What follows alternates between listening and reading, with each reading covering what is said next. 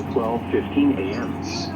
At 8:01 p.m., radar indicated thunderstorms producing heavy rain across the warned area. Between 4 and 6 inches of rain have fallen. The expected rainfall rate is 0.5 inches in 1 hour. Additional rainfall amounts up to 0.5 inches are possible. Flash flooding is ongoing or expected to begin shortly. Hazard: flash flooding caused by thunderstorms. Source: radar. Impact: flash flooding of small creeks and streams, urban areas, highways, streets and underpasses, as well as other poor drainage and low-lying areas.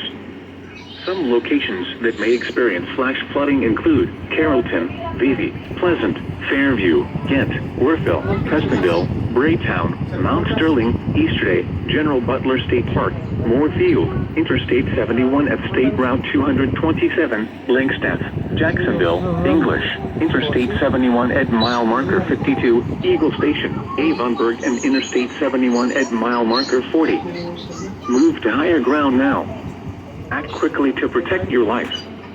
Keep children away from storm drains, culverts, creeks, and streams.